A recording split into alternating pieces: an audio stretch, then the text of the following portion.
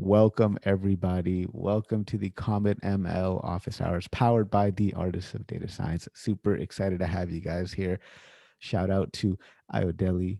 Good to see you again. We got Jaya Hey, in the house. We got Christoph, Tor, Barbara, and Robert. Super excited to have all you guys here. So Ayodele, how's your week? it's been good. It's been a busy week, but it's been awesome on my end. Just lots of moving parts wrapping up February, moving into a lot of what Comet has planned for March. So there will be some Comet news soon. I can't really discuss it yet, but I'm Okay. really excited when we are able to share that. All right, on man. I'm looking forward to hearing some awesome news. Um, What else do you get up to this weekend? Learn anything new? Do anything interesting in terms of work, or just big deals at Comet?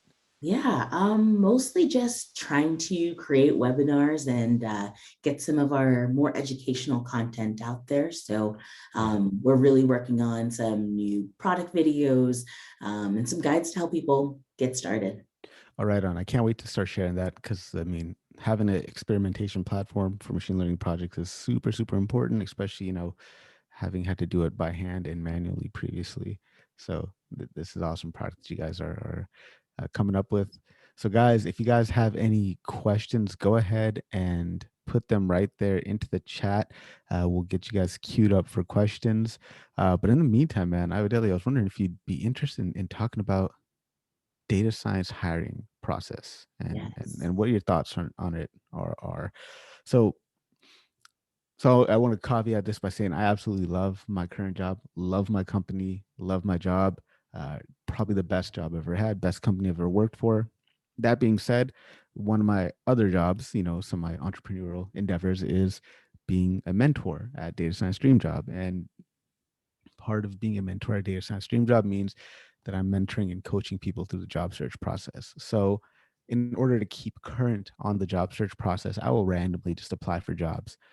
Just one click applies on LinkedIn, easy applies, whatever. Just to do it, just to get interviews, so I can practice interviewing, so that when I coach people on interviewing, I'm fresh. Um, Last couple of jobs I had in data science, like, yeah, they're rigorous interview process, but nothing really crazy. And I think now that we're in this remote world, I've been just applying for jobs kind of everywhere and just getting to see all across North America what hiring practices are like. And it's been interesting for me because I'm like, damn, some of these questions are insanely difficult. I'll be getting these not necessarily take home assignments, but the initial was like a tech screen, like one of those things you do on Codility, Leak Code, HackerRank, what have you. Yeah. So I've gotten through a few of those, and they give you a generous amount of time to finish it, and I'll probably get through maybe 4 questions out of 5. But like my brain is sweating at the end of every question. They're pretty difficult, and in the years I've been working, as an actuary, as a biostatistician, as data scientist, like I don't think I've ever dealt with like that kind of stuff. Never came up in my day-to-day work. So why is that? Why are we making it so difficult for people to even get considered for an interview? Like what are your thoughts on that? Yeah, I think first it is a really competitive space as a job that's kind of seen as sexy and seen as the hot new thing. I think that definitely has a large role to play. And I'm with you. I mean, even in the past, I've gotten technical screens that were maybe 25 like deep machine learning questions. And I'm like, I can't answer these in a row. And then obviously it makes you feel really like insecure, kind of brings up those feelings of imposter syndrome. Like, am I really supposed to know all of these? Um, I do think part of it is having, and what I've experienced and learned from all of the like interviewing is it's also okay and more accepted to say that you don't know something. And even in the moments I've done that, the person interviewing me has been like, oh, when I interviewed here, I didn't know the answer to that. And I'm like, oh, okay.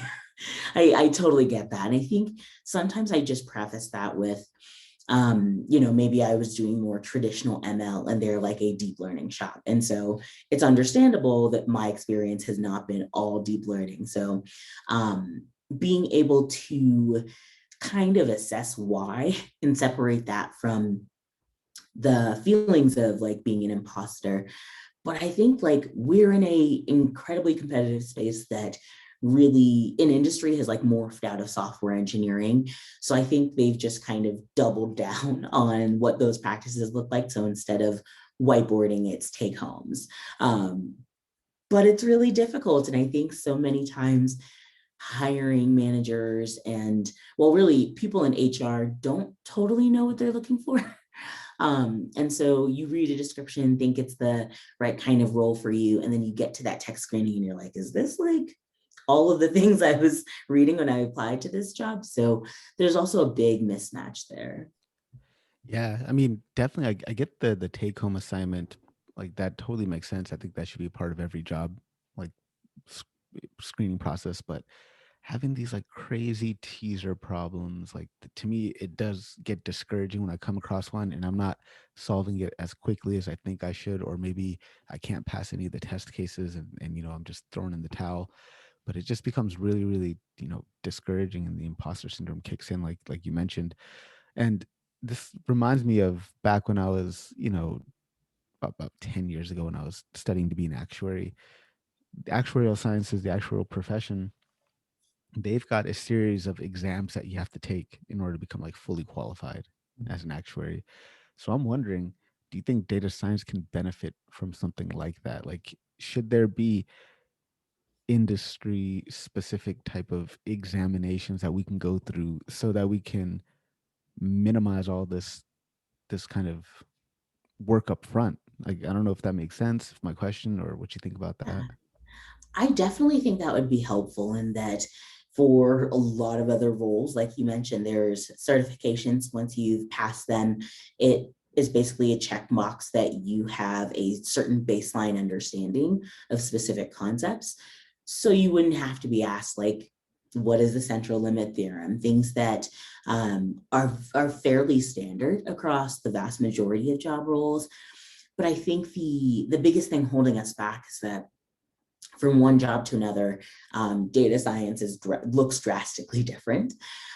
So even though we can have these baselines, how we're kind of working in organizations doesn't necessarily match up for every job title that's data scientist or even data engineer at different companies. That's a very good point. Yeah, like data science is different regarding the company, the different industries. No two data science roles, I think, are actually the same. And I think that that's an important point to make. And it's likely why the hiring process is as intense as it is. So we got a couple questions here in the chat that I'd like to turn over to the audience. Jaya, why don't you go ahead and go for yours? Yeah, I have one. I have two questions. One question is, how does one prepare for these technical questions? And, how do you study for it? How do you, I mean, I don't want to memorize, but I guess some you have to memorize. I mean, how do you prepare for it? How long do you have to take to prepare for it? So this is where I struggle, and it seems like they're asking you for everything. And when you're studying, you know something, but not everything. So how do you prepare for this kind of questions? Like what Harpreet was saying, some of them are pretty insane. And it's like, why? I mean, this is like, doesn't make sense to me. So Yeah, I know what you mean, because it's like these questions that we get in terms of, some of these hackering challenge questions, coding challenge questions, like unless you take one of the specific, HackerRank courses or whatever there is, all those practice assignments, and do a bunch of those, you mhm. really won't know how to do those. I mean, I don't know if anybody goes to school or comes out of school just knowing how to solve some of these problems. Maybe they do if you're a computer science major. I'm not sure. But I mean, yeah, that's a very good question. Like for me, when I think of what I should know from like a statistics and machine learning standpoint, I kind of just focus on the basics and the fundamentals. Um, those are the things I want to concentrate on, like core statistics foundations, classical machine learning foundations. Um, the data science process, right? How do we go from raw data to decisions, and what that Mhm. pipeline looks like, and do I have a principled approach to make that happen? So like I feel like it's important to know the process, right? And how you go from data to decisions. So that's what I like to study for. But I don't know. I don't know how to prepare for some of these coding challenge questions apart from, Mhm. you know, And I think it feels ridiculous because in real life, I think we are pretty much Googling stuff, code and stuff like that in real life. I just don't understand why they cannot emulate that. I mean, I get you need to answer this interview questions, but yeah, it just seems ridiculous. Yeah. I think it also depends on the kind of company that you're targeting. So Mhm. when I've interviewed, I've noticed the starkest difference between going for like a Google or Netflix in comparison to even a mid-sized organization or a startup.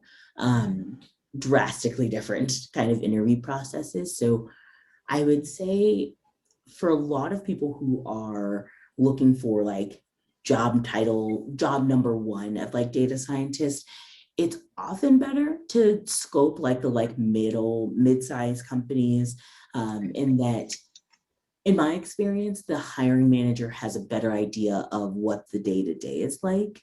And when I've interviewed at the size of company, it's been more basic questions about statistical understanding. And then they've had me really dig into past projects and really Okay. assessed my ability based off of how I'm able to communicate, why I made certain decisions uh, in feature engineering, or why I chose certain modeling architectures over others.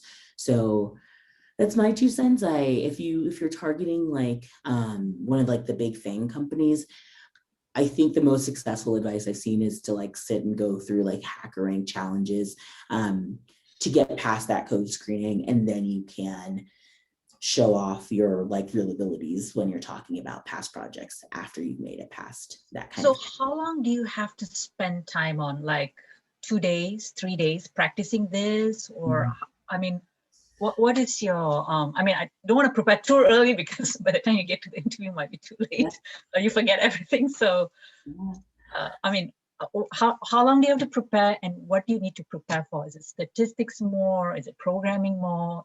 Things like that.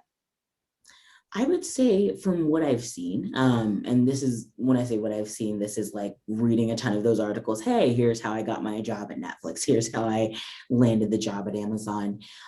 It seems like most people tend to study for this for a couple weeks to a couple months. Okay. And I think that's from a lot of the advice I've read, if you are going for like a data analyst, data scientist job, you might be going through the medium and hard SQL questions on HackerRank. So making sure that if you can tackle one of those medium or hard questions, you can probably tackle what they throw at you in the interview. And same thing goes for like doing the Python style questions, being able to tackle the like creating a palindrome and those kinds of just general coding questions, at least for the technical screening. That's what I've seen work a lot better than other strategies. and something I like to always tell my mentees is use the job posting itself as if it were a syllabus for some exam that you're studying for, because that'll likely be an indication for what you might get asked in terms of questions during the actual face to face or during a coding take home challenge. Um, that's one bit of advice too. But I have a question for you here. So when we talk about medium and hard SQL questions, um, like what constitutes medium? Like what would be a medium concept, right? So I mean we can I think we can safely say that maybe selecting data from one table might be a easy concept, but maybe doing a self join on one table might be a bit of a harder concept, right? So what else are some medium to hard type of Mm. concepts that we should prepare ourselves for? I would say, at least for SQL, doing things like select with a lot of filtering or having to join on multiple tables. Um, those are probably the things I think initially are in that medium-ish, in that the vast majority of roles will expect you to know how to do it by the time you start. Yeah, so stuff like maybe window functions, Yeah, maybe knowing how aggregates. to, yeah, aggregates, and what was there's window functions, but then there's like rank functions as well, Yeah. CTEs, so those common table expressions, and subqueries and things like that.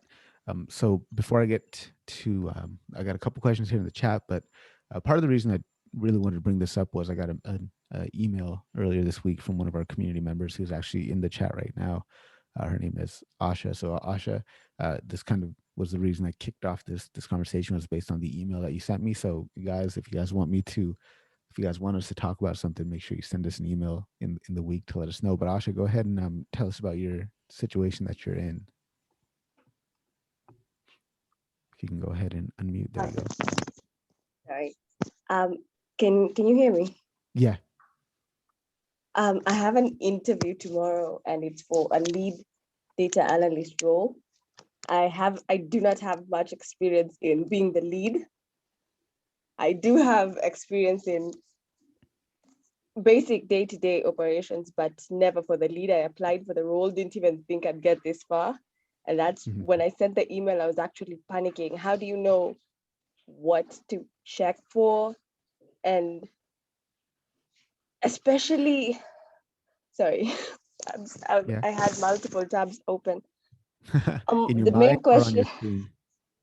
in my mind, I've been going through so many machine learning Yeah. examples and everything that might come in tomorrow. And it's a fintech company. So on top of that, I have been doing the finance. I have no background in finance, so I had to Yeah. do a lot of those classes. So Yeah. my main So question was, I mean, I would say, sorry, I didn't mean to cut you off your main question, okay. but definitely if you can share the job posting with us so that we can maybe look at it. If not, that's completely okay as well, but that would help us a little bit. But yes, sorry, I cut you off before we got your main question. Go for it. Oh, I'd love to share it. I will definitely do it. Let me just copy it. But a lot of the tasks, the person who's interviewing me, after checking, a lot of the things I've been doing have been pulling and manipulating data as much, but they expect me to have the finance side of it down. So my main question was, how do you prepare for interviews like this? I think Jaya got tweets and asked the same question. I've been preparing for weeks, and I still come across things I do not know. I Yeah. still come across new things. Am I expected to have an answer for everything? Um, I mean, I don't think you need to have an answer for everything. Don't feel like you have to. I'd also say that, like, if this company has progressed you this far along into the process and selected you to be interviewed for this role, they obviously think that you, at a bare minimum, meet their qualifications on paper for this role, right? So that should be a boost of confidence there, right? Like, nobody would block off time from their team's calendar schedule just to bring in somebody that they thought was completely unqualified for the job, and then, waste everyone's time in that respect, right? So they brought you in for a reason. That's because you probably have demonstrated through your past experience and maybe through the initial phases that you're cut out for the role. So that's a huge plus. So we use that as a bit of a confidence boost there. And again, like I was saying, use the job posting itself like a syllabus, right? Go through that job posting. Are there any words on there that you don't understand? Any combination of phrases, right? That you don't understand? Research it, look it up, and try to go to the company website to understand their products, right? What type of products do they have? What type of business model are they in, right? Um, if that makes sense. Ayodele, do you got anything to add to that? And then after Yeah, that, we'll see you. Yeah. I would say to don't be afraid to say that you don't know something as well. So I think a lot of hiring managers and people who are interviewing you would rather hear, I don't have a background in this, so I'm unfamiliar with that concept. However, I'm really interested in this team and in working in fintech. I'd love for you to explain more about that to me. That I think has gotten me out of especially not having experience in a specific industry, but still showing that I'm interested in this thing and I want to learn this thing, also kind of is a good flag for them. And they're like, okay, you're self-aware enough to say, I don't know this. I'm not going to pretend I do. And I'd love to, and hearing the enthusiasm that you want to learn more, despite the fact that it can feel really bad when you don't know the answer to something. So I would err on the side of it's okay to not have all the answers, especially for more of the finance stuff that you don't have experience with. Yeah.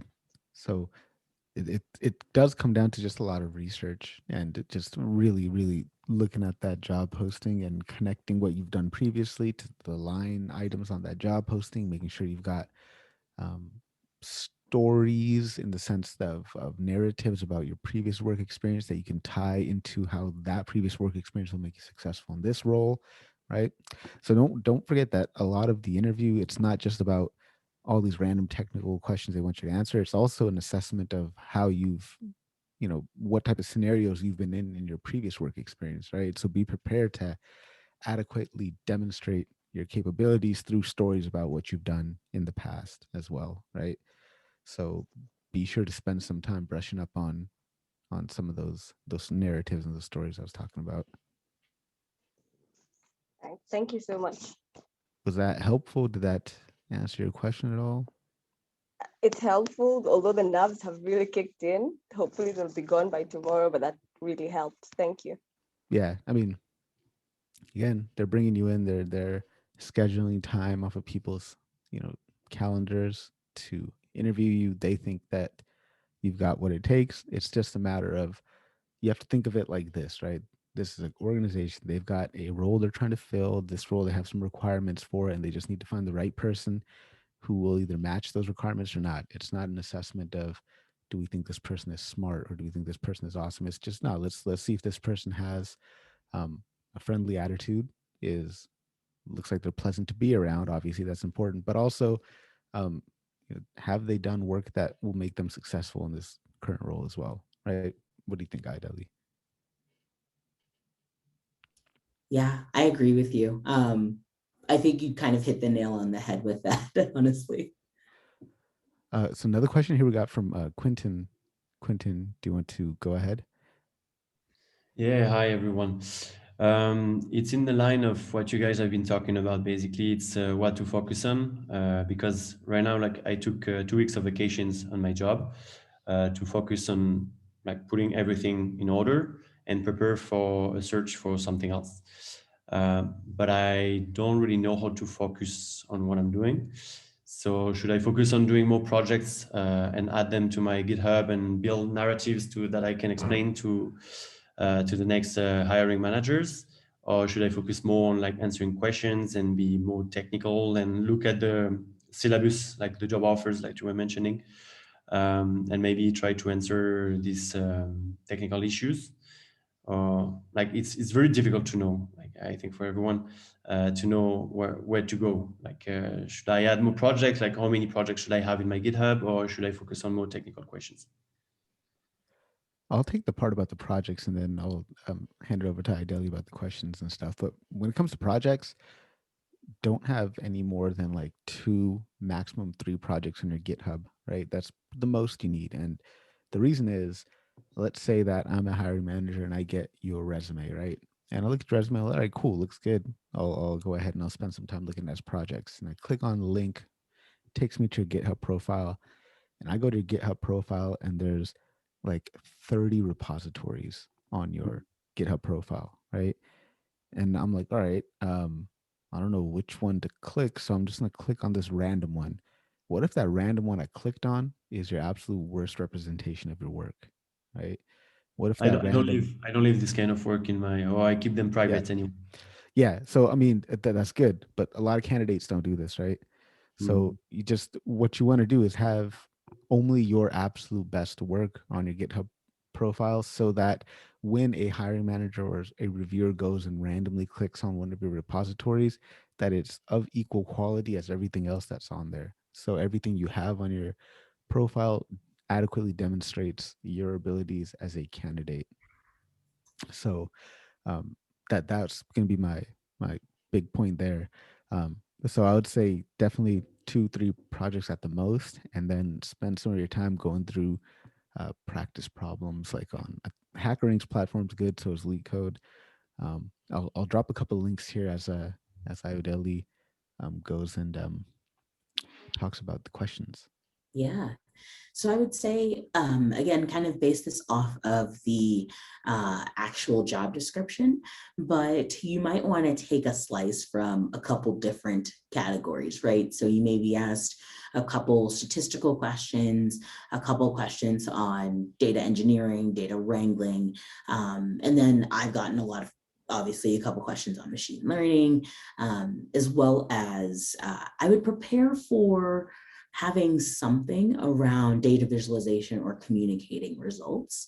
So one of the good ways to prepare for that, there's a lot of good text out there about data storytelling, but I would try and prep a couple big areas in each of those. So for each stage of the interview process, so you may come across a company that they do a hiring HR screening, then the technical interview, so you can just work on the technical, questions, and then going into your past projects, the statistical questions for the later interviews.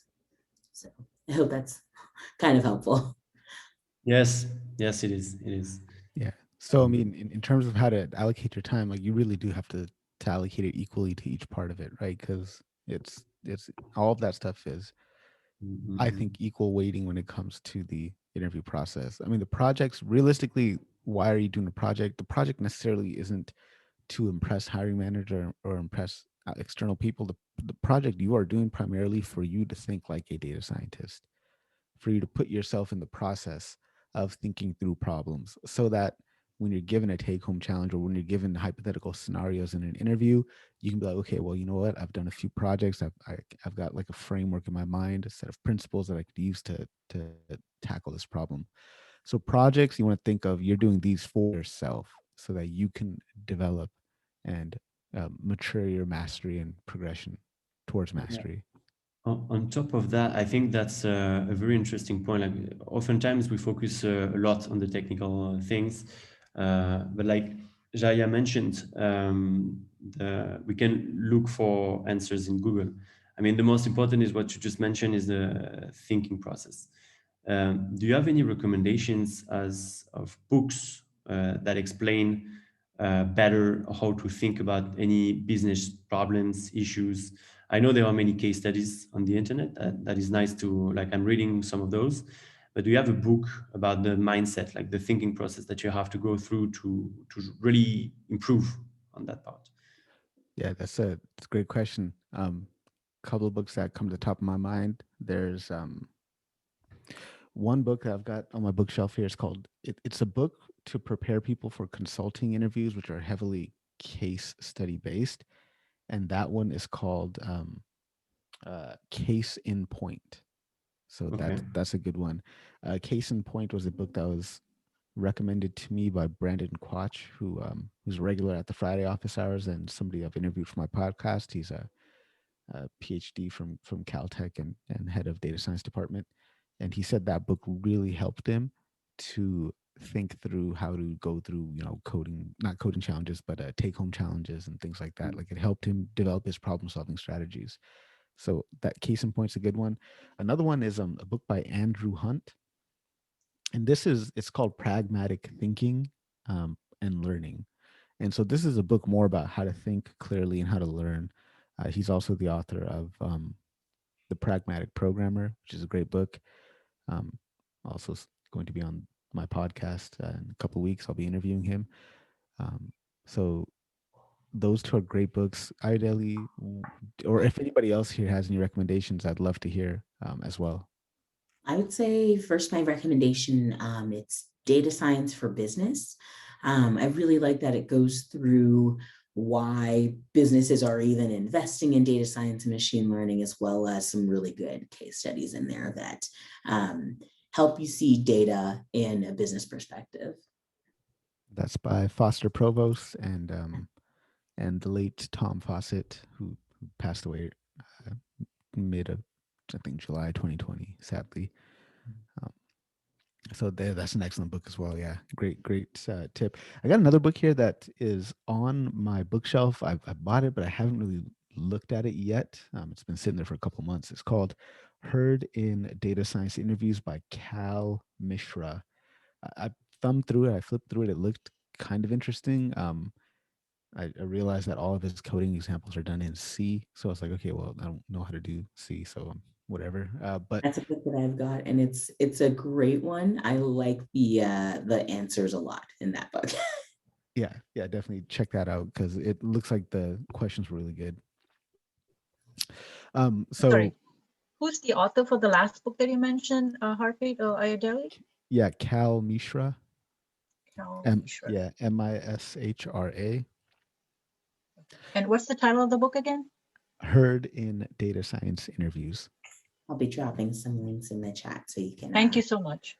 Yeah, Mark has a great. By the way, I didn't even notice Mark was here. Mark, what's going on, man? Would hiring managers prefer Jupyter Notebook or scripts or both? I think hiring managers, like from my perspective, would prefer a well organized repository. So making sure that your repository is cleanly structured, and making use of notebooks when you need to use them, and maybe abstracting away a lot of code in terms of like helper functions and like scripts, right? So in a Jupyter notebook, you want to keep it clean, and maybe you're importing your own helper functions or your own modules into that Jupyter notebook and keeping the code out of the Jupyter notebook, if that makes sense. But obviously in some situations you might need to leave the code in the notebook, but I think a mix of both. But what's most important from my perspective with respect to notebooks or scripts is a very clean, well organized repository structure. What do you think, Ayodele?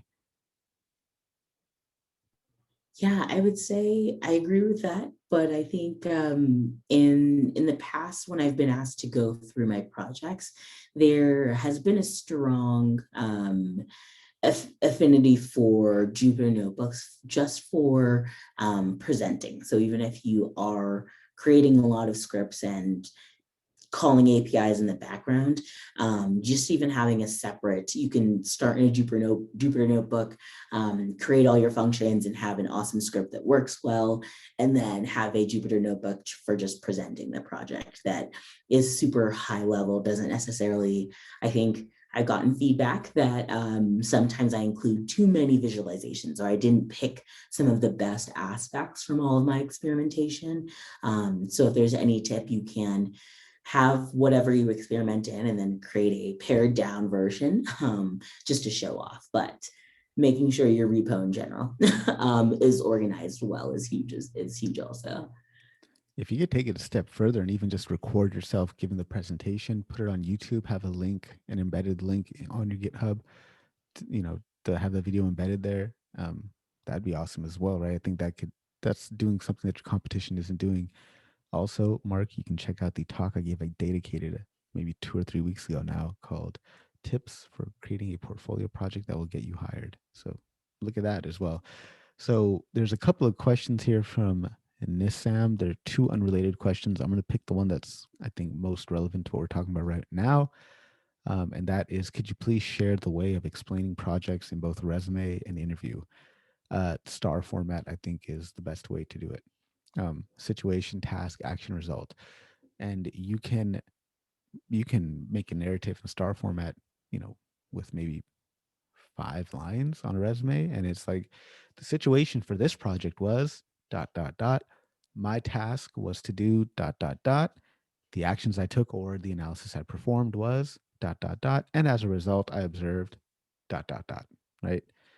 And you can use that same framework in a in an interview as well, and be like, I'd be more than happy to go in depth on any part of that. Feel free to ask, right? So that's situation, task, action, result. What do you think, Ayodele? Yeah, I tend to have kind of 2 buckets of advice, at least for your resume, depending on how much experience you have and how much in-depth experience you have. So when I say that, if you were at a company where you had one main project you worked on, I would do just like Harpreet mentioned and go through the star format for one project. But when I've had roles where I've been there a year or a couple years and have had a lot of different projects, I would basically write a good short one sentence, what I did with something measurable. So this increased profit by X, whatever that is. If you have 4 of those, that can be your 4 bullet points on your resume. But then when you get into the interview, for each of those, you're going to want to start out and explain. And that has been the method that I found that has drastically changed the outcomes of my interviews, because it's really easy when you're nervous, intimidated, to get flustered. And I think a lot of people tend to deviate from actually like checking the boxes that your interviewer is looking to hear. And something that can be really helpful for you guys is, just take some time to imagine yourself in an interview, right? So maybe spend 20 minutes out of your day, or maybe when you're on a walk, spend 20 minutes just thinking about, okay, here's this project I did. How would I explain this in an interview? All right. And based on how I would explain it, what are some questions people might ask me? And how would I respond to those questions? All right. Now, based on my responses to those questions, what are some questions that somebody might ask me? Right. So, really, you have to think about yourself in these interview situations because, I mean, like, there's science and research that shows like the brain can't tell a difference between a real experience and an imagined experience. Right. It's like some neuroscience stuff there. But if you could just imagine yourself in an interview, right? And just imagine how you'd explain something. It's almost like you're going through that experience so that when the real time comes, you're like, all right, cool. I've kind of been there, done that. I've anticipated these questions, right? Um, that goes a long way. So that's what I would say there. I know I sound crazy because, I'm like, yes, I actually sit there and I talk to myself when I'm on walks, like I'm mumbling to myself. And yeah. His second question, what's your take on auto ML? Is it going to replace data science jobs? No. That's all I gotta say about that. Seconded. Yeah, I think there might be some organizations that try to do this, replace their data scientists with auto ML, and I think they'll just find they will need a ton more data engineers than they expected, and it's hard to still get the same level of fine-tuned results or domain expertise and a lot of the things that humans can bring to that process. Yeah, you can't automate creativity and problem solving, right?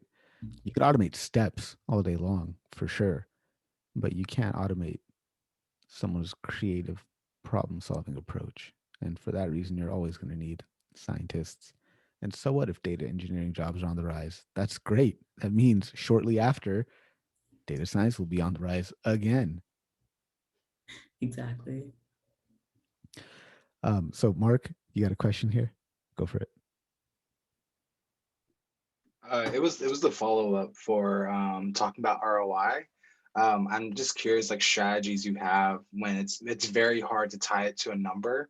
So if you're building a project that's tied directly to sales, that's easy. Like they sold this much because of this kind of delivered product.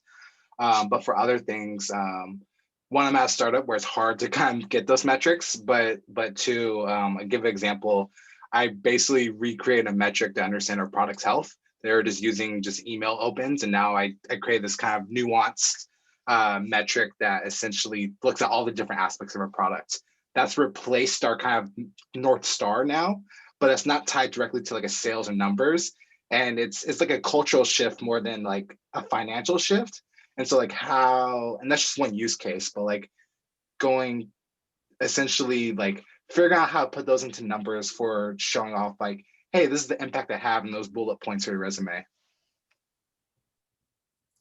That's a great question. I think I would start first, with what you mentioned, was that you kind of replace the North Star, and that is impact itself. It may not have a X percentage like in a certain direction, but even making the point that something that you built was adopted company wide. I think that hiring managers, they read that, they're like, okay, regardless of the fact that you are on maybe a small team, you're doing things that everyone else is using. I think that still shows ROI, even without having it be as measurable as net profit or reducing the amount of spend on something. I'm curious to see how you came up with this metric. I don't know if you can, like, I mean, you don't need to share what that metric is, but I'd love to know what your thought process was behind creating this, and like changing the North Star. Like, that's huge, man. Like, what was that like? Yeah, I mean, I think the challenge being a startup is that, there's really not that much ground truth. You kind of have to create it and throw it out in the world, experiment, see if it's correct.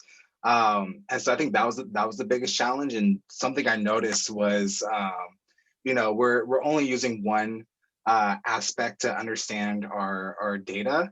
But like in the past 3 months, we built out all these new features that didn't exist before. And so this process was never updated yet, right?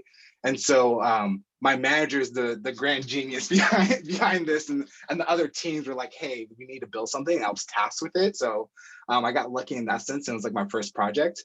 But when tasked with that, my first step was like just going to our data warehouse, BigQuery, and just doing a whole bunch of SQL queries just to understand our data and what it all means, what's like a good quality data. And then I talked to all these different business stakeholders. I'm like, hey, I have this metric. Does this impact you? What's something that's like wrong with the data, right? What's something that's correct? So basically creating all the ground truth for the data first, and talking to business stakeholders. And once I get that ground truth, I basically create like a composite score. And I can't really go into details of the score itself, but a major step of it was like when I built those composites, I actually created Excel spreadsheets, and essentially just create a quick MVP with like if else statements of like, if I change a score this way, right, what would happen? And I'll go back to the business stakeholders to say like, hey, what do you think of this score? What do you think of these weights? Does this match kind of like your expectations? And thankfully we have like people scientists who are like, this is their role, like organizational psychology. So I relied on them a lot. So I did that iterative process for about a month before I even wrote lines of code, because I got a really strong understanding of like what was the business use case and how does the data fit within that business use case. And once I understood that, then I wrote the code, and I embedded it within our kind of workflow. And it's now in our product, goes to our customers. So there is a blog for that. I can share the blog of that metric. But then once we finally got that metric and put it back into our data warehouse, it was like a whole other process in itself. We were able to pull in those scores and actually use them for analyses, use it for our product health kind of dashboards for our team meetings or our company-wide meetings. And so I think to summarize real quick, get your ground truth of your data, get the ground truth from the business stakeholders, iterate on that process, put it into code, get into production, pull that data back in that you created, and then analyze it and then share it broadly. Dude, that's awesome. That's a really, really good process. And that's like, you can't learn how to do that in like a boot camp or in school. Like you can't learn that. I mean, you can't teach that. I mean, you can figure it out and learn how to do it on your own, but you can't be taught how to do what it is that you just did. That's awesome, man. I might be reaching out to you in the near future as I have very similar challenges at work. I've got to help create a data strategy for a, behemoth 70-year-old organization with a billion-dollar valuation. And so making my way through modern data strategy, which is helpful. I think one key skill that it's not even technical, like this wasn't really a technically hard project, but it took months to get like these simple bar graphs, right? Stakeholder management, that's kind of been like my go-to skill that I've, as a data scientist, I've kind of cemented myself in. But having that stakeholder management, knowing who to bring to the table, and then also know who's not at the table, and really just talk and talk and talk like crazy. It'll make your life easier when you finally code the thing. And that I learned that from being burned a whole bunch of times where I didn't talk to enough people, or I talked to the wrong people and built the wrong things. So it took messing up a few times to finally get it down. So Tor has an excellent question I'd like to ask here. So if you hadn't made this, what would it have taken to do it manually or in an alternative way? I think this sounds like a cop-out question, but like because we're a startup, there's no other alternative. It just wouldn't have happened, and we kept on using this metric as a proxy.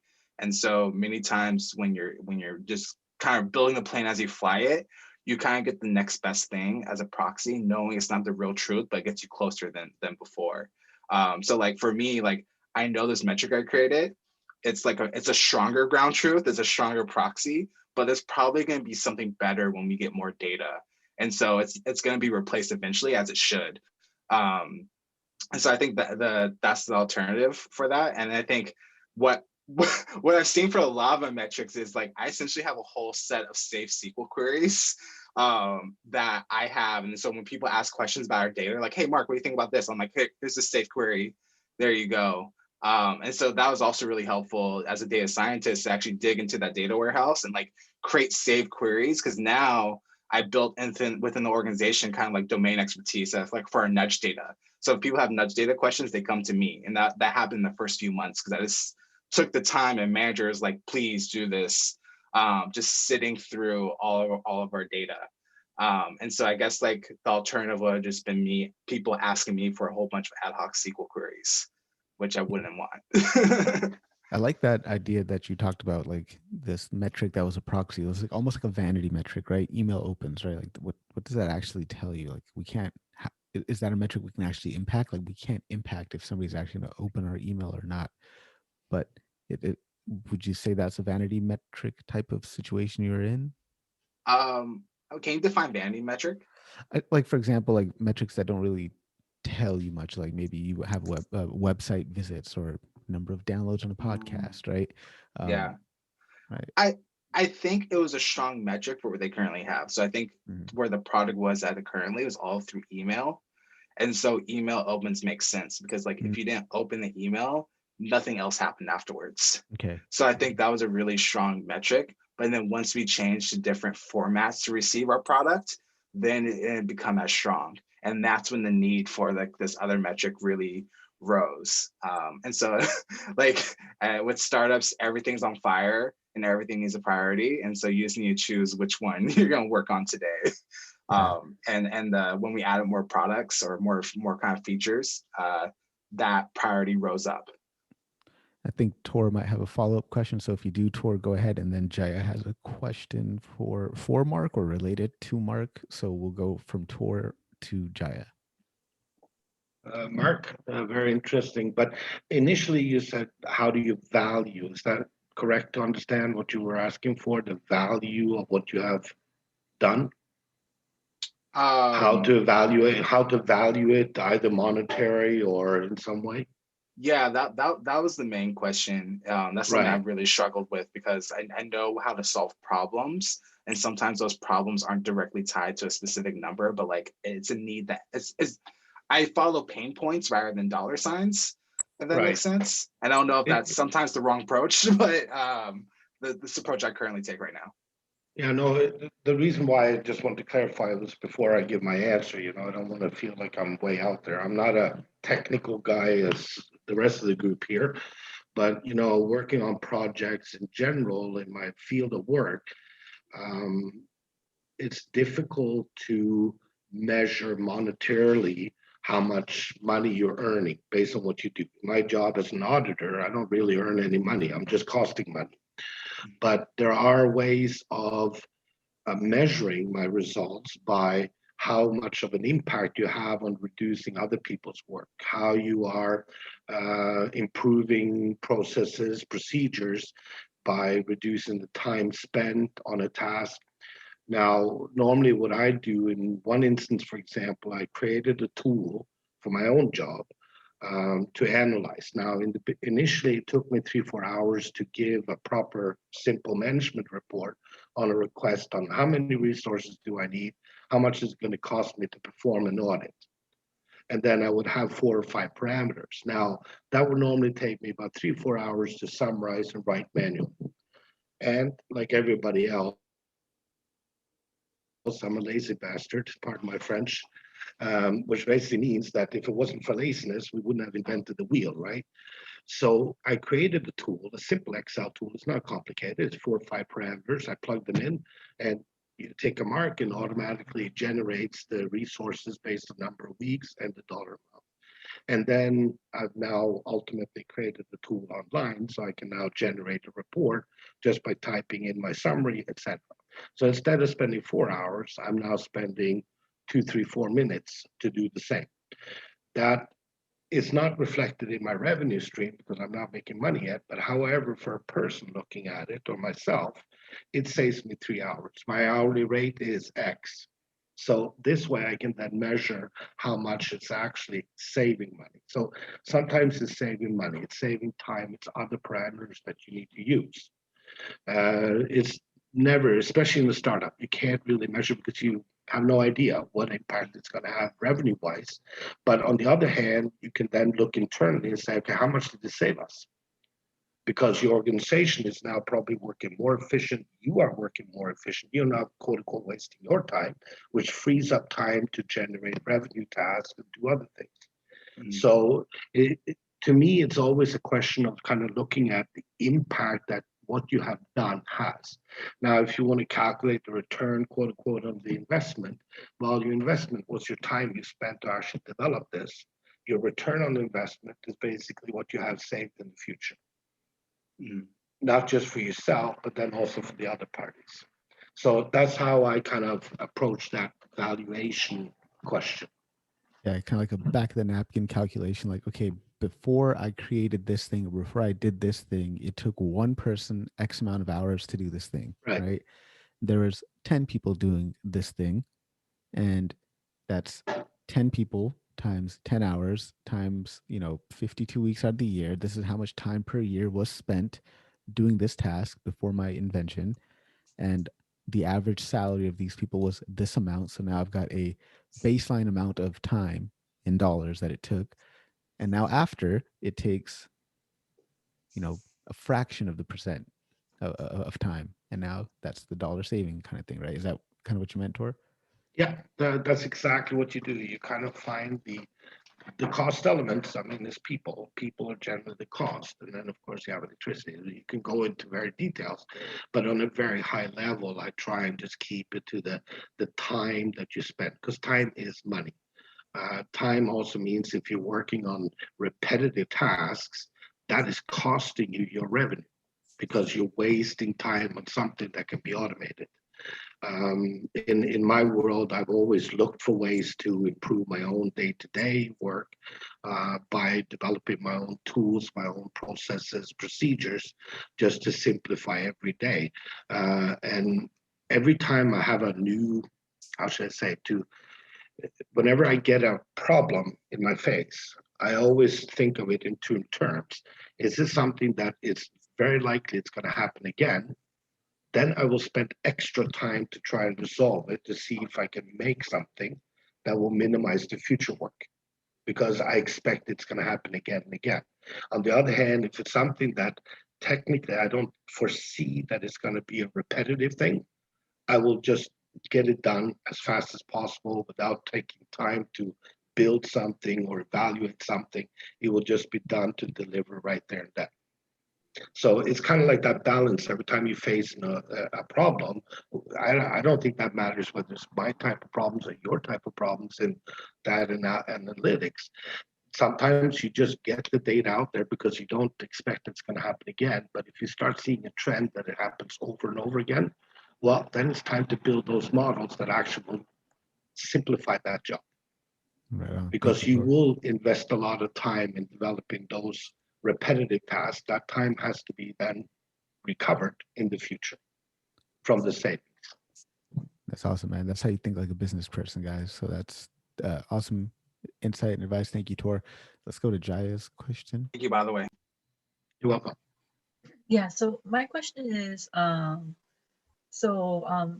related to Mark, he's able to get the data within his company and, do an analysis, get the matrix and stuff like that. Mine is the total opposite. I work for a biotechnology company and I'm trying to create a data project within the company, and kind of upskill myself a little bit and get some experience.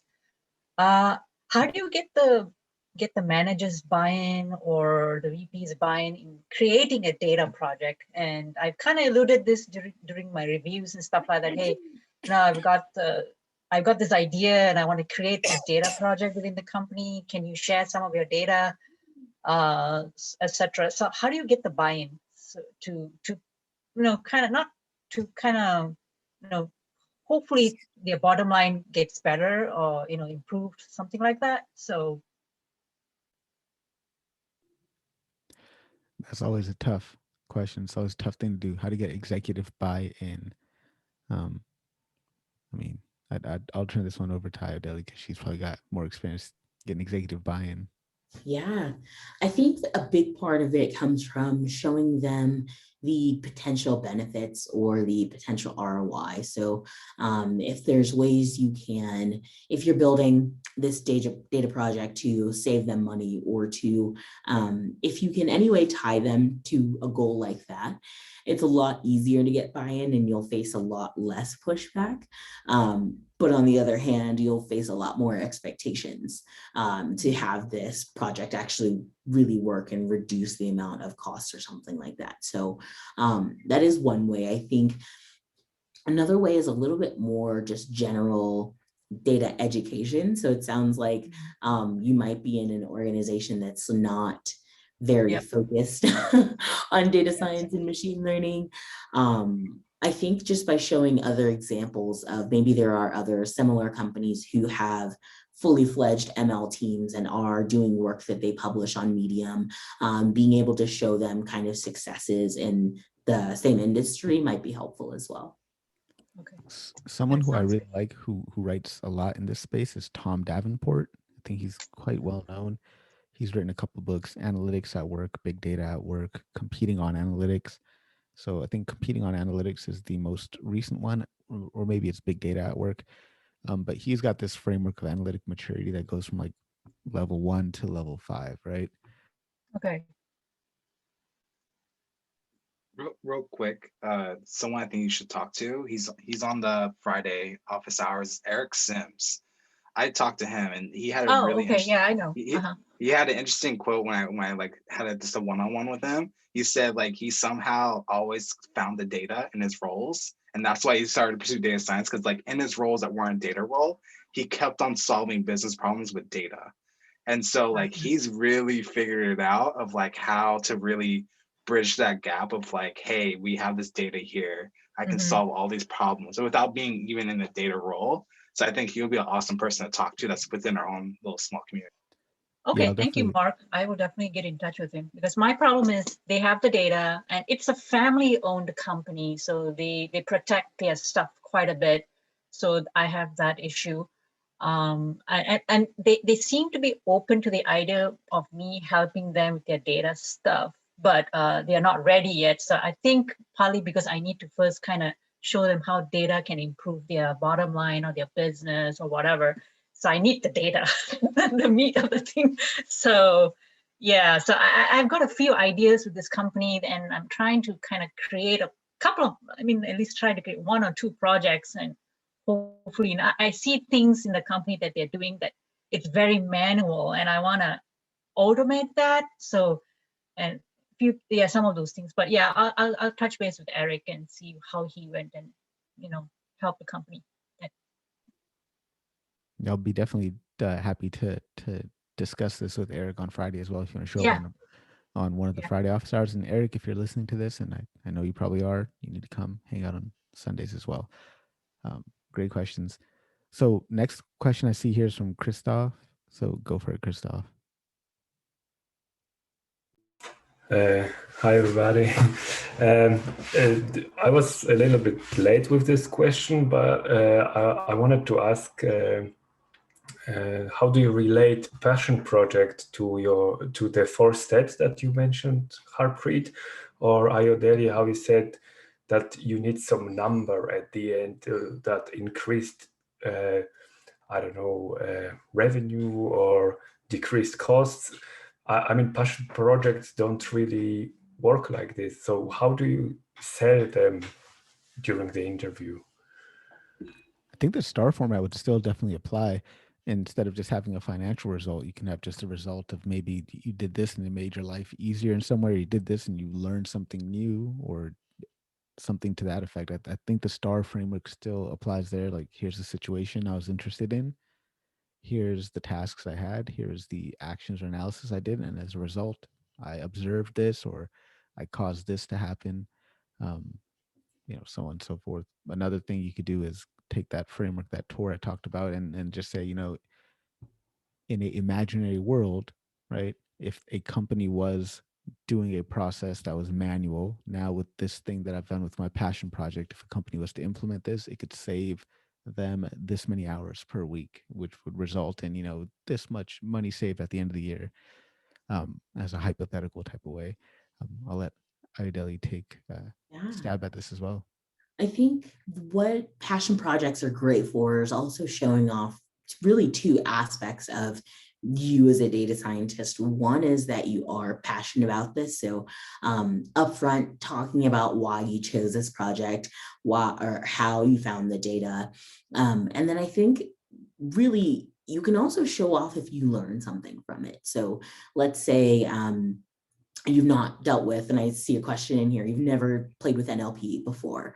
So you could say, okay, what I took from this, despite not having like that impact, is now I understand the data pre-processing for text data. And now I understand that if I'm looking at one scenario versus another, I should use tokenizing or bag of words and being able to speak intelligently to that. So being able to maybe have a takeaway of something that you gained that you didn't know before working on that project. And then explaining that in the STAR format, I think is helpful for making those passion projects look a little bit more serious or get taken seriously more by interviewers. Hopefully that answers your question. So what you're saying is that learning experience is also very valuable to talk about. I mean, yes. Okay, to clearly explain what you learned during the project. Absolutely. Okay, thank you so much. And I love NLP questions also. So. Yeah. I know precisely 0 things about NLP, so if anybody does, then they can take a stab at Mark's question, but go for it, Mark. Well, it could also be like an ML and production question as well. But essentially, I recently got an NLP model in production for our product. It's super simple V1, but still in production, which is a whole beast in itself. And the challenge was essentially is that our first run of this in our product was for our biggest client. And my code basically broke the whole pipeline because NLP is very computationally expensive.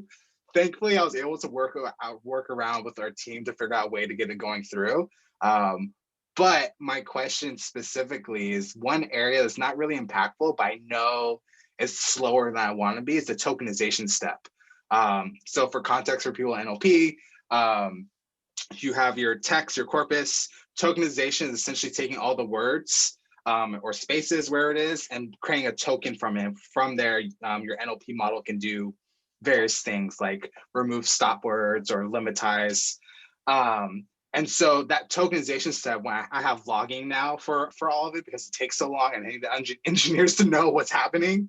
And the logging step, the longest step is that tokenization process.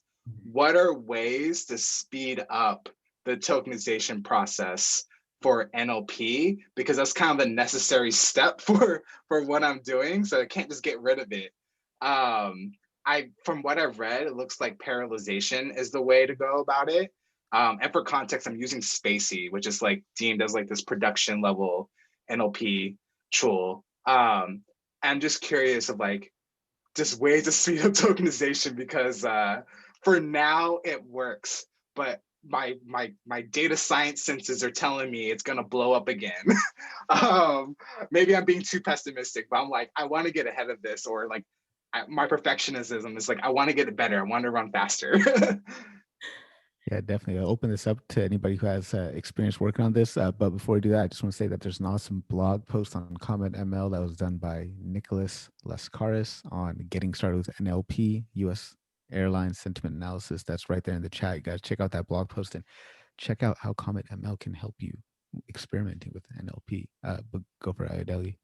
Yeah, I was going to say, so I have not put a ton of NLP models into production, but I think you hit the nail on the head, finding ways to parallelize it if you can. I'm not sure if you're working with Hadoop or Spark clusters, but yeah.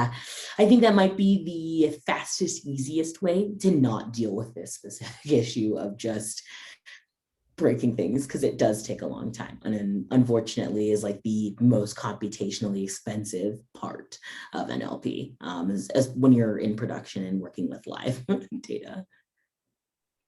And Mark, I think I forget his name, Dennis Rothman. He created a book called Transformers. He does NLP stuff, so maybe you can check out his book. That might be some clues in there, because yeah, tokenization is a big thing. Yeah, so he might have some. I don't know too much. I did one project in NLP, and I was using the RNN and LSTM to do the tokenization, but I think RNN and LSTM is kind of getting old. So I think people are moving towards transformers now. So yeah, I can't say too much about it, but check out his book. He has YouTube videos too, I guess. So yeah. So Christoph, I saw you shaking your head rather vigorously during this conversation. Is this something that you might have experience with?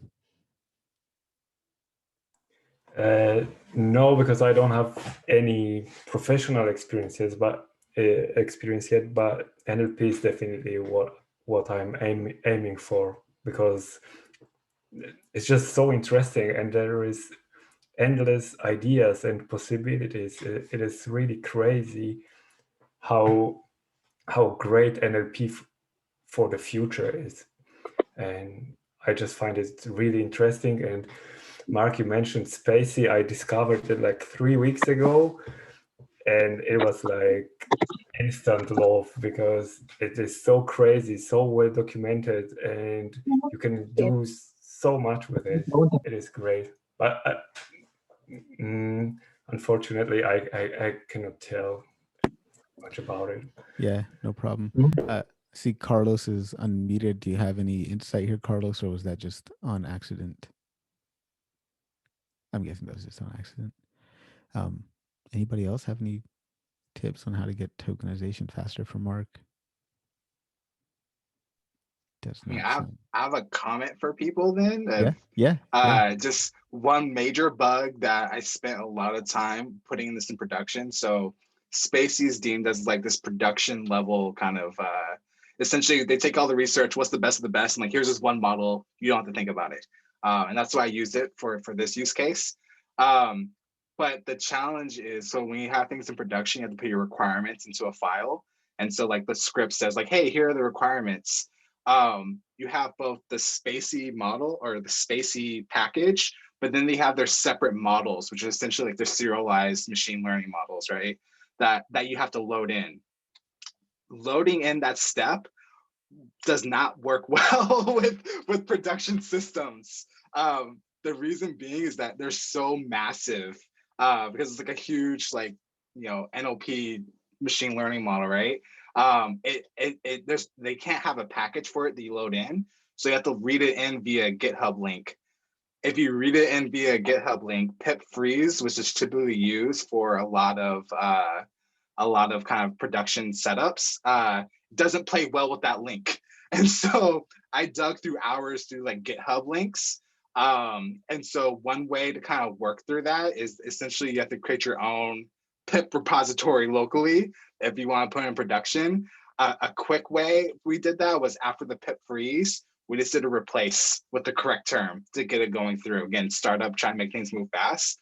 But that was one of the biggest hurdles I experienced when putting Spacey into production, was the requirements. So if anyone's listening and thinking about Spacey, hopefully I saved you hours because it took me a couple days to like dig through and a couple engineers to figure this out. I mean, that's excellent tips. Thank you very much.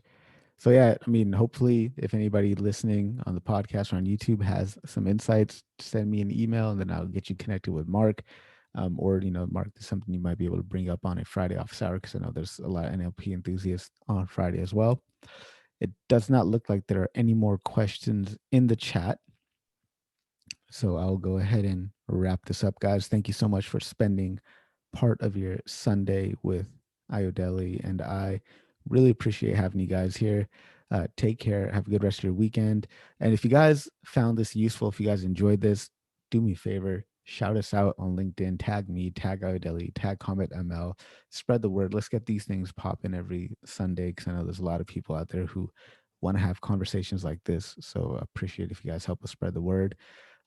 You can use the bit.ly short link, which I'll put here. It's http://bit.ly/comet-ml-oh.